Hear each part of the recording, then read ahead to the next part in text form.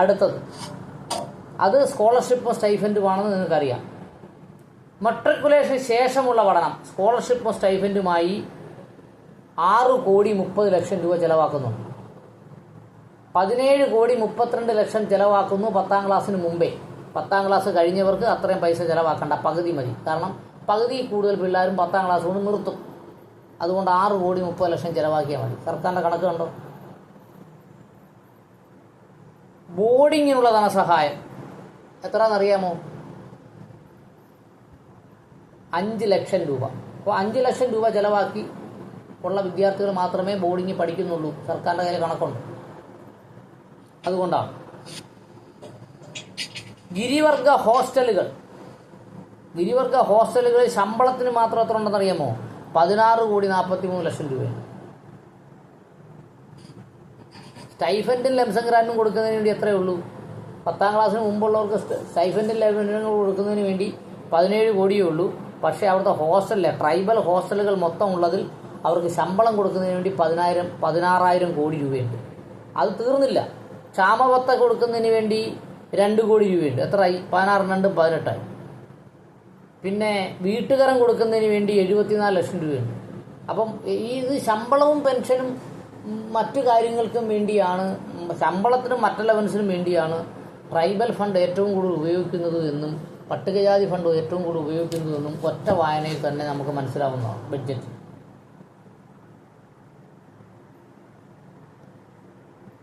പിന്നെ പൊതുജനങ്ങൾക്കുള്ള അടിസ്ഥാന സൗകര്യങ്ങൾ, അത് പട്ടികവർഗ ബഡ്ജറ്റിൽ പൊതുജനങ്ങൾക്ക് അടിസ്ഥാന സൗകര്യം എന്തോന്ന് വെച്ചാൽ എനിക്ക് മനസ്സിലാവുന്നില്ല. എന്തായാലും ശരി തന്നെ 8 കോടി രൂപ 8,62,50,000 രൂപ ഇനത്തിൽ മാറ്റിവെച്ചിട്ടുണ്ട്. ഇതാണ് പട്ടികവർഗ ബഡ്ജറ്റിനെ കുറിച്ചുള്ളൊരു പ്രധാന ചിത്രം. പിന്നെ പ്രീ മെട്രിക് ഹോസ്റ്റലിലും പോസ്റ്റ് മെട്രിക് ഹോസ്റ്റലിലുമുള്ള ശമ്പളവും അവിടെ താമസിക്കുന്നവർക്ക് വേണ്ടി ഭക്ഷണത്തിന് വേണ്ടിയുള്ള അലവൻസുമാണ്.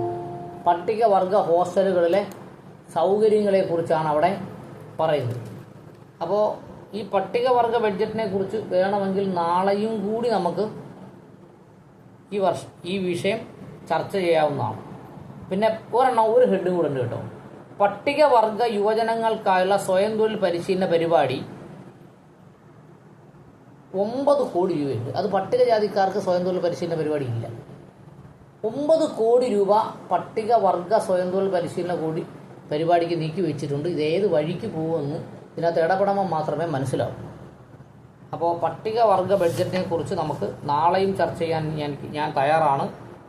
പിന്നെ കൊണ്ട് അതിസമർത്ഥരായ വിദ്യാർത്ഥികൾക്കുള്ള സ്കോളർഷിപ്പ് സ്റ്റൈഫൻഡ് 1,15,00,000 രൂപ. അതിസമർത്ഥരായ വിദ്യാർത്ഥികൾക്ക് പട്ടികവർഗക്കാർക്ക് സ്കോളർഷിപ്പ് സ്റ്റൈഫൻഡും കൊടുക്കുന്നു. എന്താണ്? 1,15,00,000. അടുത്തത് Ayyankali memorial talent search examination 85 ലക്ഷം രൂപ ചെലവാക്കുന്നു. Ayyankali memorial talent search examination എന്ന് പറഞ്ഞാൽ മനസ്സിലായല്ലോ.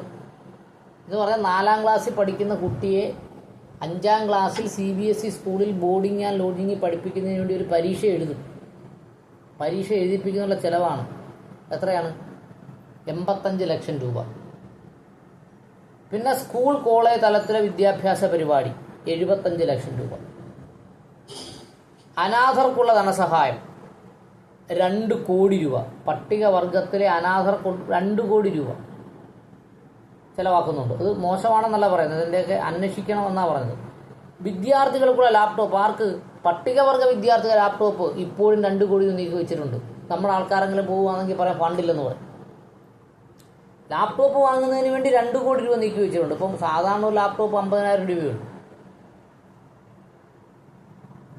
50,000 രൂപയ്ക്ക് സാധാരണ നല്ലൊരു ലാപ്ടോപ്പ് കിട്ടും. ഓക്കെ,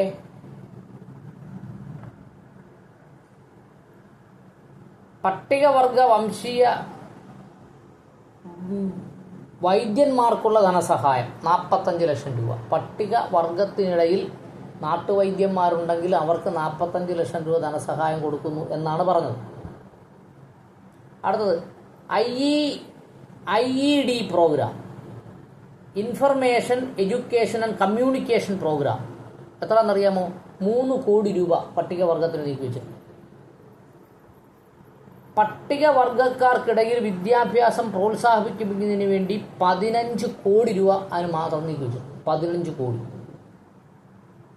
വയനാട് ഗോത്രഭാഷ പഠിപ്പിക്കുന്നതിന് വേണ്ടി 3 ലക്ഷം രൂപ.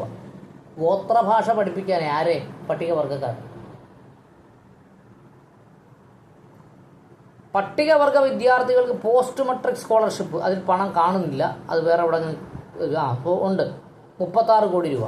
Post metric scholarship, pre metric അല്ല. 10ാം ക്ലാസ് കഴിഞ്ഞ പട്ടികവർഗ വിദ്യാർത്ഥികൾക്ക് സ്കോളർഷിപ്പ് കൊടുക്കുന്നതിന് വേണ്ടി 36 കോടി രൂപ. 3 അല്ല, 36 കോടി രൂപ. പിന്നെ പട്ടികവർഗ വിദ്യാർത്ഥികളെ പോസ്റ്റ് മെട്രിക് സ്കോളർഷിപ്പ് 2 ഹെഡിലുണ്ട്. ഒരു ഹെഡിൽ 36 കോടിയും ഒരു ഹെഡിൽ 12 കോടിയും ഉണ്ട്.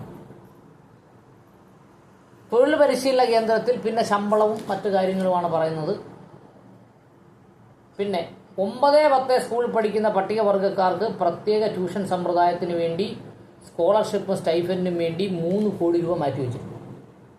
ഇതിൻ്റെയൊക്കെ ഓരോ ഹെഡും പരിശോധിച്ചുകൊണ്ട് വിവരാവകാശം കൊടുക്കണം. അല്ലാതെ പട്ടികവർഗക്കാർക്ക് എത്ര രൂപ ചിലവാക്കി, എത്ര രൂപ വന്നിട്ടുണ്ട്, ഗുണഭോക്ത ആരെല്ലാന്ന് ചോദിച്ചാൽ അതൊന്നും കിട്ടാൻ പോകുന്നു.